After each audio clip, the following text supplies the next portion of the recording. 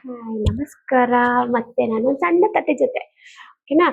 ಇದು ಮೊದಲನೇ ಆಷಾಢ ಮಾಸದ ಟೆಂಪಲ್ ರನ್ನಿಂಗ್ ಶುರು. ಟೆಂಪಲ್ಗೆ ಹೋಗಿ ಬಂದಾಯ್ತು. ಓಕೆ, ಇವತ್ತೇನು ಗೊತ್ತಾ, ಸಣ್ಣ ಕತೆ ಯಶೋಧ ಮಾತದು. ಮುದ್ದು ಕೃಷ್ಣ, ಶ್ರೀಕೃಷ್ಣ ಪರಮಾತ್ಮದು. ಆ ಯಶೋಧ ಮಾತದ ಏನು ಗೊತ್ತಾ, ಮೊದಲೇ ಬೆಳಗ್ಗೆ ಎದ್ದ ತಕ್ಷಣ ಅವ್ರ ಕೆಲಸ ಏನಂತಂದ್ರೆ ಮೊದಲು ಕೃಷ್ಣನ ರೆಡಿ ಮಾಡಿಸೋದು. ಯಾಕಂದ್ರೆ ಅವ್ರಿಗೆ ಕೃಷ್ಣನ ರೆಡಿ ಮಾಡಿಸೋದಂದ್ರೆ ತುಂಬಾ ಇಷ್ಟ. ಯಾಕಂದ್ರೆ ಅಷ್ಟು ಚೆನ್ನಾಗಿ ಕಾಣ್ತಾರೆ ಅವರು. ಯಾವಾಗ ಅವ್ರ ಅಮ್ಮಂಗೆ ತುಂಬಾ ಇಷ್ಟ ಮುದ್ದು ಮುದ್ದಾಗಿ ಚೆನ್ನಾಗಿ ರೆಡಿ ಮಾಡೋದು.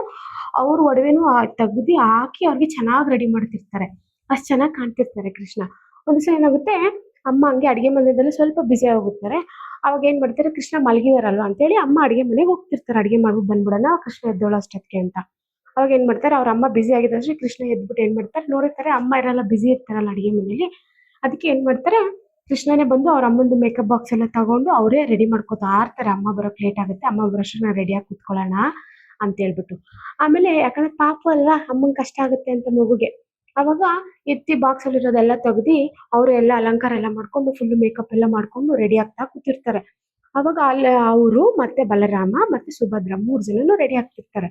ಅವಾಗ ಆ ಯಶೋದ ಮಾತಾಡ್ ಕೆಲಸ ಮುಗಿತಾ ಬರುತ್ತೆ, ಮಗು ಎದ್ದಿರುತ್ತೆ ನೋಡೋಣ ಅಂದ್ಬಿಟ್ಟು ಅವ್ರು ಬಂದ್ಮೇಲೆ ನೋಡ್ತಾರೆ, ಕೃಷ್ಣ ಫುಲ್ಲು ರೆಡಿಯಾಗಿ ಕೂತಿರ್ತಾರೆ. ಆಮೇಲೆ ಅಲ್ಲಿರೋ ಅಕ್ಕಪಕ್ಕದವ್ರು ಅವರೆಲ್ಲ ಜನ ಎಲ್ಲ ಏನ್ ಮಾಡ್ತಾರೆ, ಕೃಷ್ಣನ ನೋಡಿ ಫುಲ್ಲು ನಗ್ತಿರ್ತಾರೆ.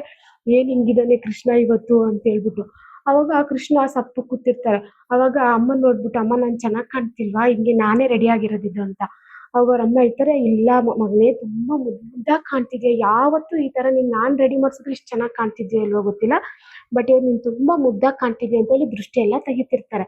ಅವಾಗ ಕೃಷ್ಣ ಗೊತ್ತಾಗುತ್ತೆ, ನಮ್ಮ ಅಮ್ಮಂಗೆ ನಾನು ರೆಡಿ ಆಗಿರೋದು ತುಂಬಾ ಇಷ್ಟ ಆಗೋಗಿದೆ ಅಂತ ಹೇಳ್ಬಿಟ್ಟು ಯಶೋದ ಮಾತಾಗ್ ಹೇಳ್ತಾರೆ, ಅಮ್ಮ ನಾನ್ ನಿನ್ಗೆ ಇಷ್ಟ ಅಲ್ವಾ ನಾನು ಹಿಂಗ್ ರೆಡಿ ಆಗಿರೋದು, ನೆಕ್ಸ್ಟ್ ನಾನು ಹಿಂಗೆ ರೆಡಿ ಆಗ್ತಾ ಇರ್ತೀನಿ, ನೀನ್ ನನ್ನ ನೋಡ್ತಾ ಇರು ಅಂತ.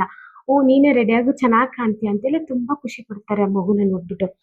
ಆವಾಗ ಅವ್ರ ಅಮ್ಮನಿಗೆ ಇಷ್ಟ ಆಗಿರೋ ಅಲಂಕಾರನೇ ಪುರಿ ಜಗನ್ನಾಥ ಇರೋ ಮುಖ ಅದು.